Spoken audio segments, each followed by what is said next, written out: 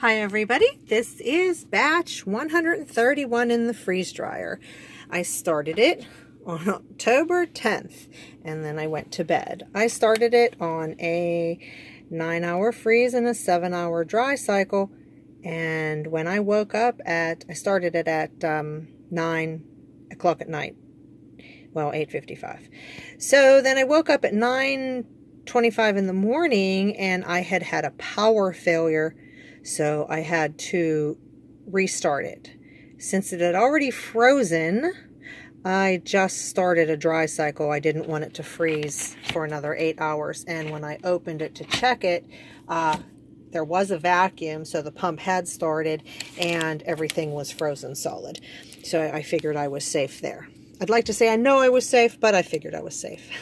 This is what normally my scratch paper looks like, only this time, because this whole batch turned out to be a mess, and the work week was even more hectic than usual, I started writing it in here. What I did was, at first, as soon as I had the power failure, I just put it on a 24-hour dry cycle, and then I kept adding time as I went along.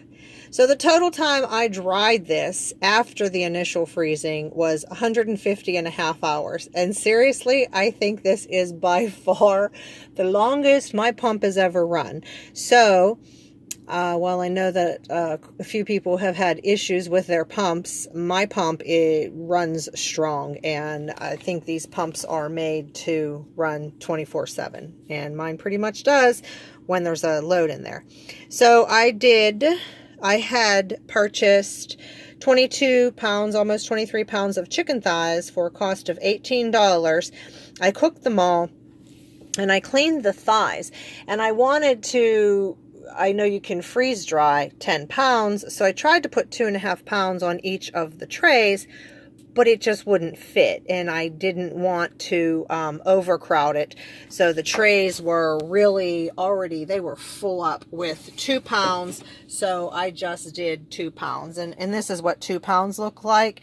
And I'm sure there are some people who would have put another ½ pound of meat on there, but I just didn't want to push it. So I, of course, knew I was making chicken soup anyway, and that's what I did with the rest of the bones and a good bit of meat left. So this batch probably cost me right around $10 if you don't count electricity. So this is what happened. It was, it froze and ran for a couple hours before the power failure, and then it dried for another 150 hours. So the total time on this batch was actually 160.5 hours. So 2 pounds of freeze-dried chicken. Let me do this again. I messed this one up too, so sorry about that. I'm not going to redo the whole thing here. It's 8 ounces. 2 pounds of cooked chicken. Actually, no, it's not 8 ounces. It's 8 natives. Yeah. Alrighty. So, 2 pounds of cooked chicken,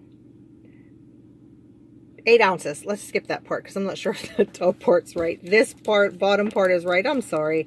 I'm an idiot. 8 ounces of cooked chicken weighs 2.8 ounces freeze-dried. Okay, yeah, that I know.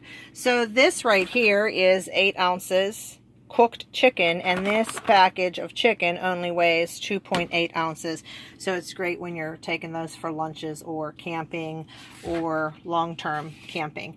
So that's it, and that's how I'm going to pack it up. And sorry about screwing up the math there, but for less than $10, because it was 78 cents a pound, I believe, at Aldi, I got the cooked chicken and I used everything else for stock, and then I'm making bone broth. I made chicken soup, and that's it. 8 ounces of chicken. I'll have 1, 2, 3, 4. I'll have 16. I'll have 16 of these when I'm all done packed up. So that'll be nice. All right, y'all. That was it. Batch 131 in the freeze dryer.